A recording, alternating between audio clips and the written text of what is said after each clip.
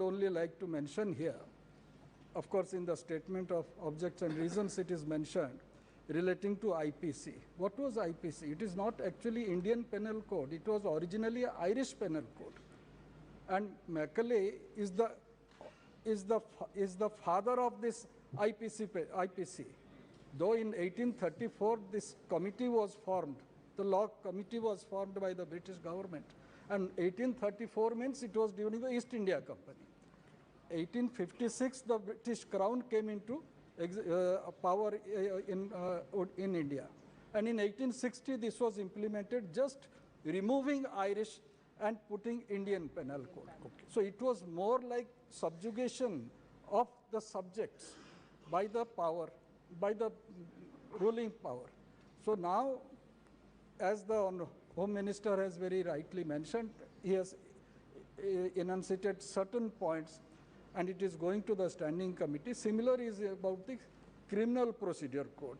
And for 7 decades, I would say, what has been added to and the manner in which our government and the society has been feeling for last quite some time, that contemporary needs should also be looked into, and that has been there. And in the Evidence Act, sir, Evidence Act of 1972, comprehensive review of our criminal law was necessary, which has been done in this draft bill, and I believe the Home Standing Committee of Home will go into all those details, and as the Home Minister has very rightly mentioned, it is people-centric, not government-centric or administration-centric.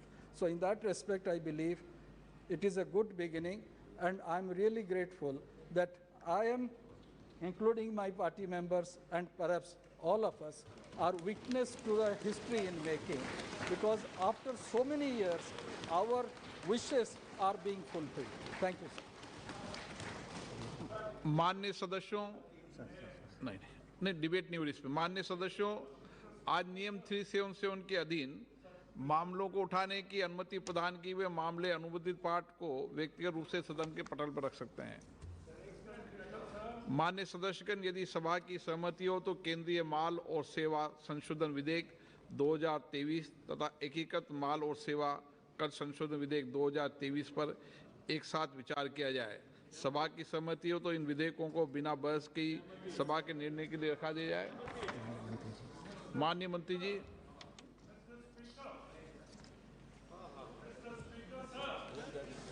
Sir, I rise to move that the bill to amend the Central Goods and Services Tax Act 2017 be taken into consideration.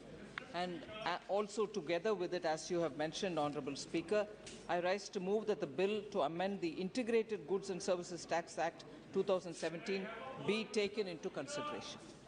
प्रश्न है कि विधेयक पर विचार किया जाए। जो सदस्य इसके पक्ष में हाँ कहें, जो सदस्य विरोध में ना कहें। मेरे विचार में निर्णय हाँ वालों के पक्ष में, हाँ वालों के पक्ष में विधेयक पर विचार करने हेतु प्रस्ताव को स्वीकृत किया गया। अब सभा विधेयक पर खंडवार विचार करेगी।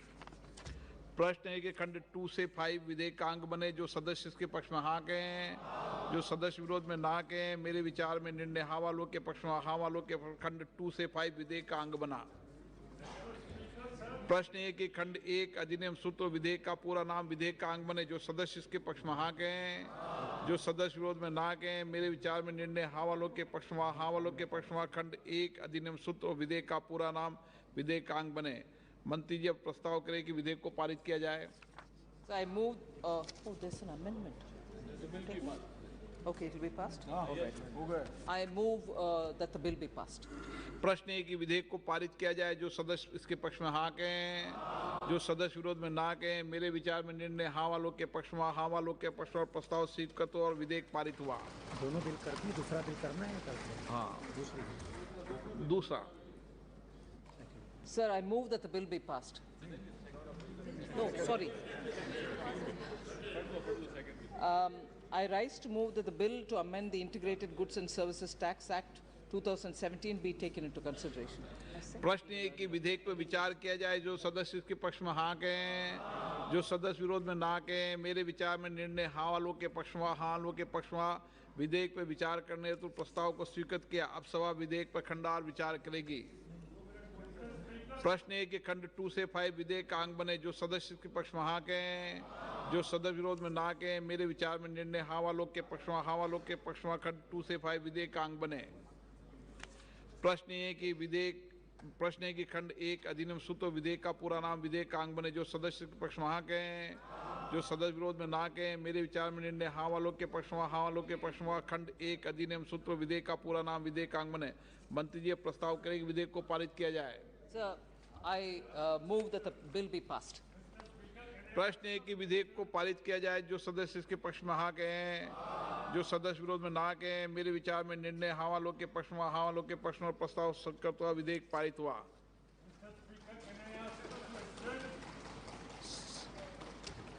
सभा की कार्रवाई 1:30 तक के लिए स्थगित की जाती है।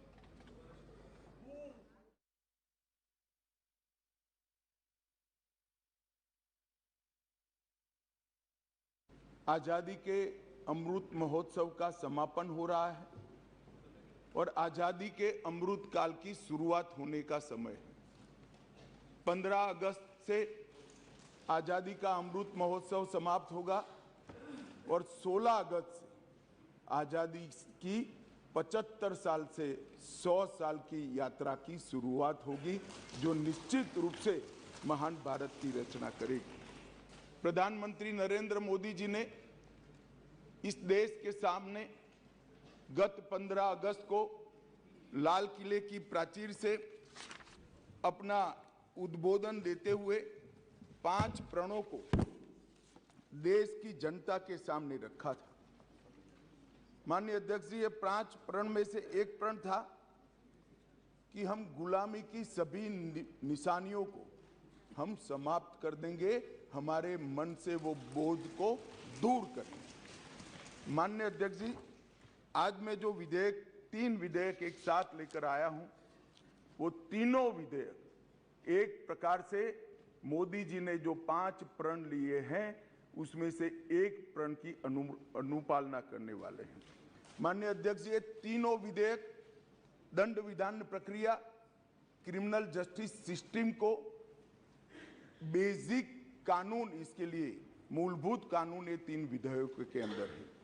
एक है इंडियन पिनल कोड जो 1860 में बनाया गया, दूसरा है क्रिमिनल प्रोसीजर कोड जो 1898 में बनाया गया, और तीसरा है इंडियन एविडेंस एक्ट जो 1872 में बनाया गया।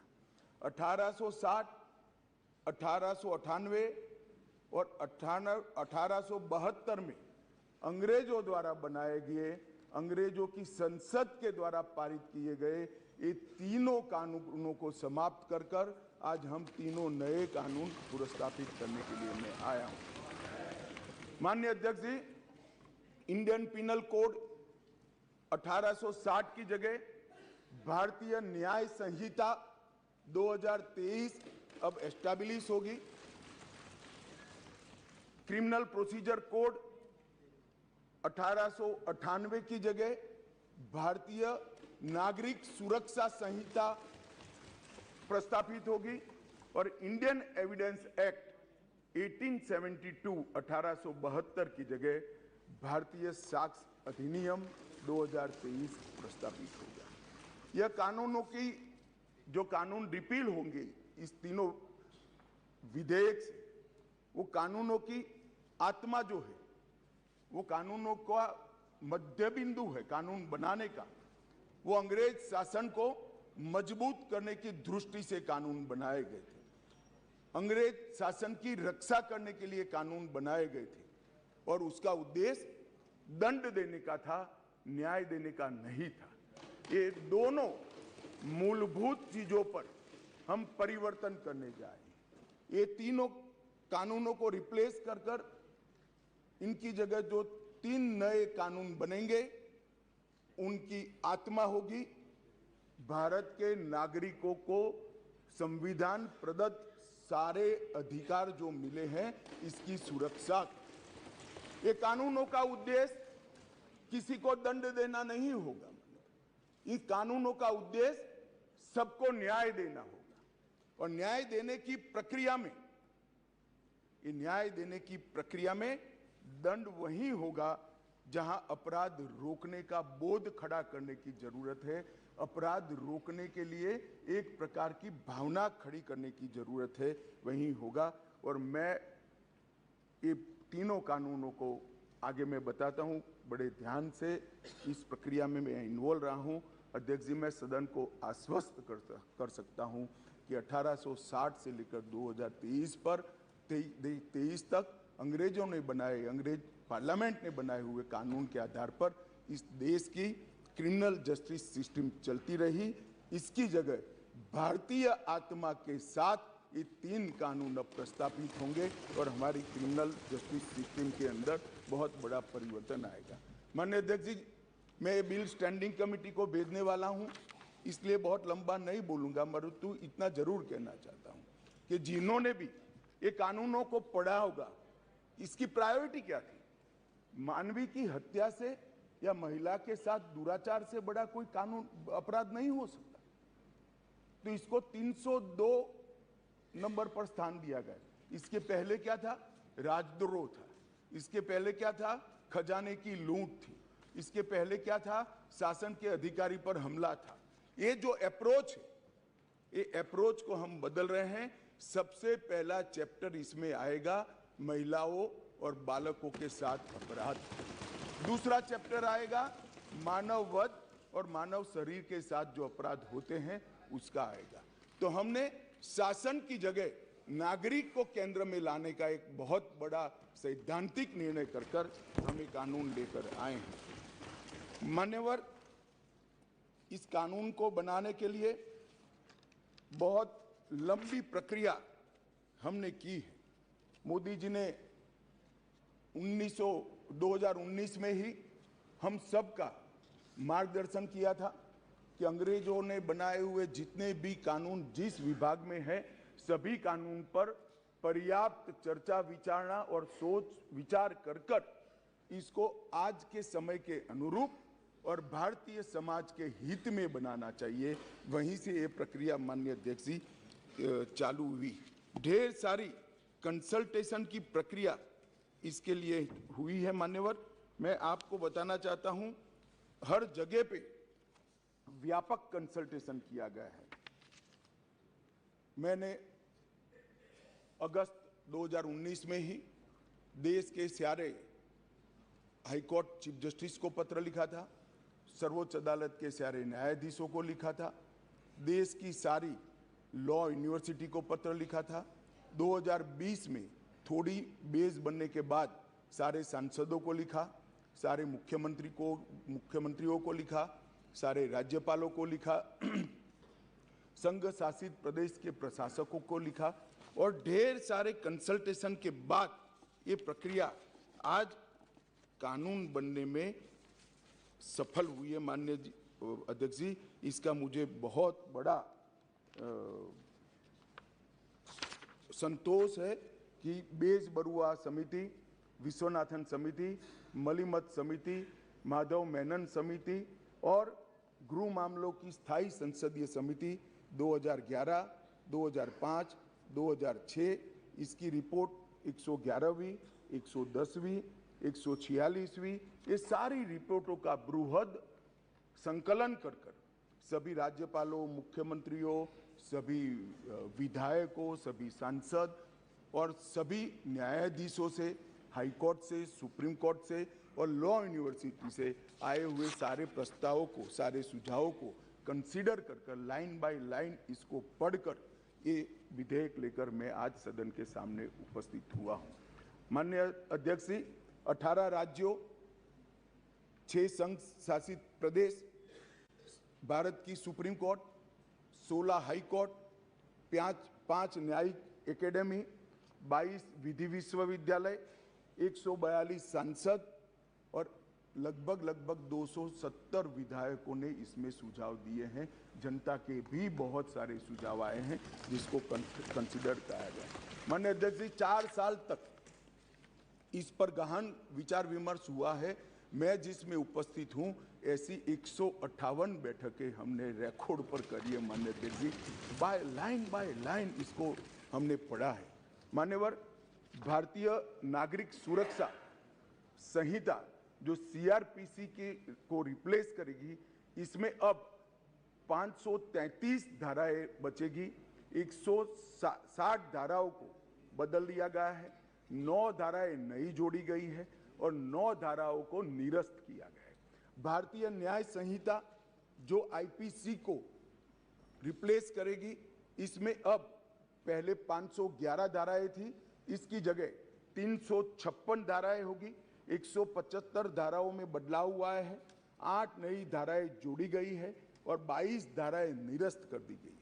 भारतीय साक्ष्य अधिनियम जो एविडेंस एक्ट को रिप्लेस करेगा, इसमें 170 धाराएं होगी, पहले 167 थी, 23 धाराओं में बदलाव किया है, 1 धारा नई जोड़ी गई है और 5 धाराएं निरस्त की है। मान्यवर, मैं सदन को बताना चाहता हूं, ये तीनों कानूनों में गुलामियों की निशानी से भरे हुए कानून। सबसे पहले तो इसको ब्रिटेन की पार्लियामेंट ने पारित किया था, हमने अडॉप्ट किया था, यहीं से शुरुआत होती। परंतु इसके अलावा आज भी जो कानून आज इससे निरस्त होंगे, जब सदन पारित करेगा, तब वो कानूनों के अंदर कुछ शब्द थे मैं जरूर कहना चाहता हूं, जिससे हमें मालूम पड़ेगा कि 75 साल तक हम किस कानूनों के आधार पर क्रिमिनल जस्टिस सिस्टम को चलाए हैं। पार्लियामेंट ऑफ यूनाइटेड किंगडम का जिक्र है, प्रोविंशियल एक्ट का जिक्र है, notification by the crown representative का जिक्र है, लंदन गैजेट का जिक्र है, ज्यूरी और बैरिस्टर का जिक्र है जो हमारे यहाँ कब के चले गए, लाहौर गवर्नमेंट का जिक्र है, कॉमनवेल्थ के प्रस्ताव का जिक्र है, United kingdom of great Britain and Ireland parliament का जिक्र है, हर मेजेस्टी और बाय द प्रीवी काउंसिल, ऐसे हर जगह रेफरेंस दिए हुए हैं। Copies and